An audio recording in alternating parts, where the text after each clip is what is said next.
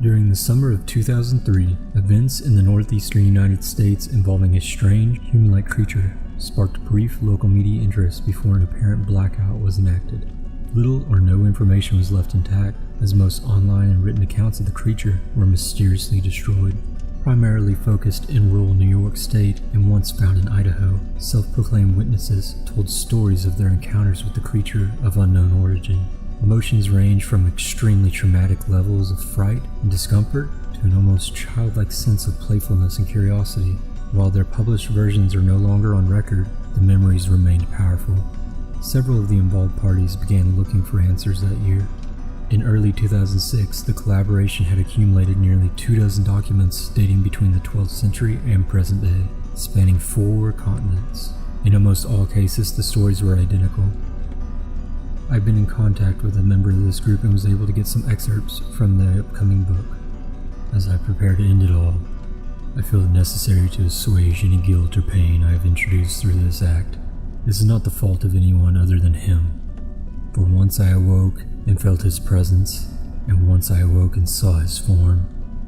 Once again I awoke and heard his voice and looked into his eyes. I cannot sleep without fear of what I might next awake to experience. I cannot ever wake. Goodbye. That note was found in the same wooden box where 2 empty envelopes addressed to William and Rose, and 1 loose personal letter with no envelope.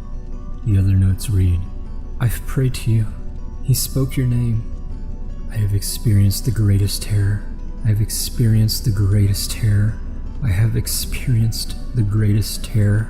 I see his eyes when I close mine. They are hollow, black. They saw me and pierced me. His wet hand, and I will not sleep. His voice." He came to me in my sleep. From the foot of my bed I felt a sensation. He took everything.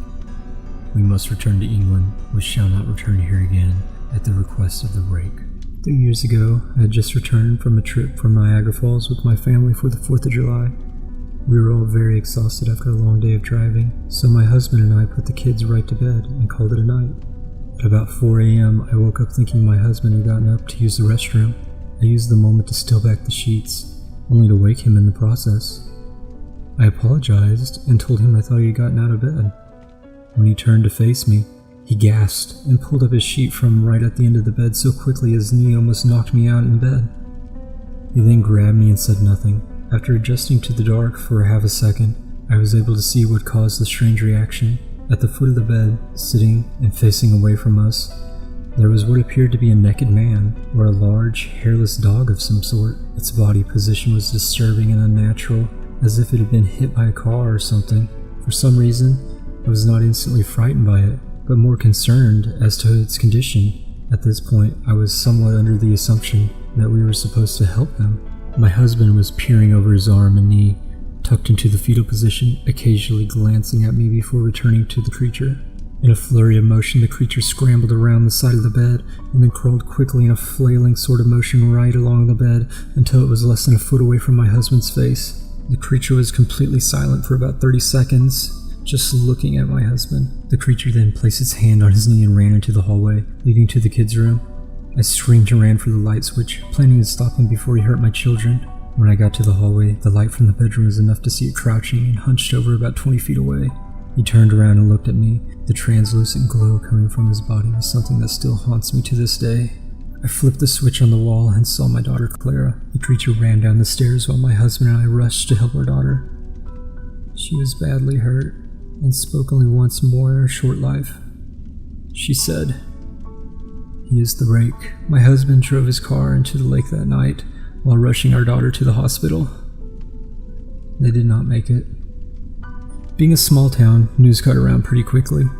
The police were helpful at first, and the local newspaper took a lot of interest as well. However, the story was never published, and the local television news never followed up either.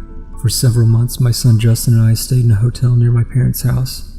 After we decided to return home, I began looking for answers myself. I eventually located a man in the next town over who had a similar story. We got in contact and began talking about our experiences. He knew of 2 other people in New York who had seen the creature that we now referred to as the Rake. It took the 4 of us about 2 solid years of hunting on the internet and writing letters to come up with a small collection of what we believe to be accounts of the rake. None of them gave any details, history, or follow-up.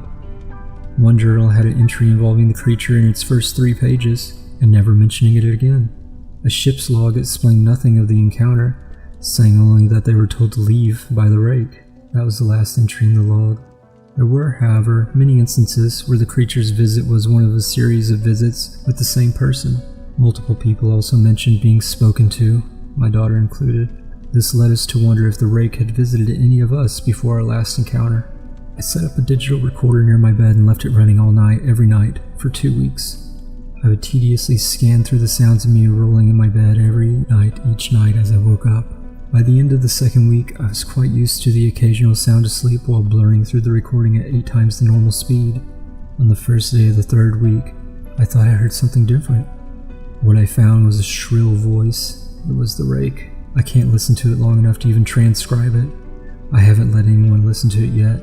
All I know is that I've heard it before, and I now believe that it spoke to me when I was sitting in front of my husband. I don't remember hearing anything at the time, but for some reason, the voice in the recorder immediately brings me back to that moment. The thoughts that must have gone through my daughter's head make me very upset.